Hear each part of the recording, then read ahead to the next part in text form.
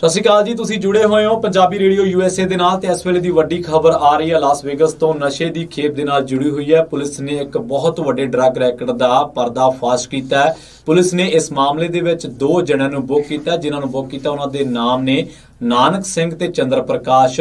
ਦੱਸਿਆ ਜਾ ਰਿਹਾ ਕਿ 10.5 ਮਿਲੀਅਨ ਤੋਂ ਵੱਧ ਦੀ ਡਾਲਰ ਦੀ ਜਿਹੜੀ ਖੇਪ ਆ ਫੜੀ ਗਈ ਹੈ। ਇਸ ਖਬਰ ਤੇ ਜ਼ਿਆਦਾ ਜਾਣਕਾਰੀ ਲਈ ਜੁੜਦੇ ਆ ਸਾਡੇ ਹਰਜੋਤ ਸਿੰਘ ਖਾਲਸਾ ਜੀ ਨਾਲ।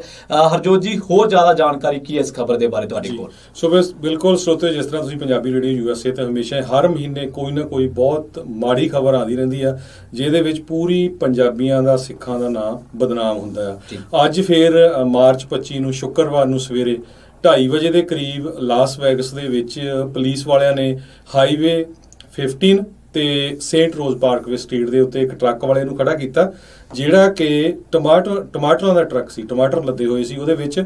ਤੇ ਜਦੋਂ ਉਹਨਾਂ ਨੇ ਡਰਾਈਵਰ ਨੂੰ ਪੁੱਛਿਆ ਤੇ ਉਹ ਨਰਵਸ ਹੋ ਗਿਆ ਤੇ ਪੁਲਿਸ ਵਾਲਿਆਂ ਨੂੰ ਸ਼ੱਕ ਪਈ। ਉਹਨਾਂ ਨੇ K9 ਨਗੇਟਸ ਯੂਨਿਟ, ਜਿਹੜੇ ਡਰੱਗ ਨੂੰ ਸੁੰਘ ਕੇ ਦੱਸਦੇ ਹੈਗੇ ਆ, ਉਹਨਾਂ ਨੂੰ ਬੁਲਾਇਆ ਤੇ ਪਤਾ ਚੱਲਿਆ ਵੀ ਉਹਦੇ ਵਿੱਚ 230 ਪਾਉਂਡ ਕੋਕੇਨ ਉਸ ਟਰੱਕ ਦੇ ਵਿੱਚ ਲੱਦੀ ਹੋਈ ਸੀ, ਜਿਹਦੀ ਕੀਮਤ 10.5 ਮਿਲੀਅਨ ਡਾਲਰ ਦੱਸੀ ਜਾ ਰਹੀ ਹੈਗੀ ਆ। ਜੀ ਤਾਂ ਖਾਲਸਾ ਜੀ, ਬਿਲਕੁਲ ਤੁਸੀਂ ਸਹੀ ਕਿਹਾ ਕਿ ਬਹੁਤ ਖਬਰਾਂ ਐਸੀਆਂ ਹੁੰਦੀਆਂ ਨੇ ਜਿਨ੍ਹਾਂ ਕਰਕੇ ਸਾਡੀ ਪੰਜਾਬੀ ਕਮਿਊਨਿਟੀ ਨੂੰ ਸ਼ਰਮਸਾਰ ਹੋਣਾ ਪੈਂਦਾ, ਔਰ ਇਹ ਕੁਝ ਕੁ ਲੋਕਾਂ ਦੀਆਂ ਗਲਤ ਗਤੀਵਿਧੀਆਂ, ਗੈਰ ਕਾਨੂੰਨੀ ਗਤੀਵਿਧੀਆਂ ਕਰਕੇ ਹੁੰਦੀਆਂ।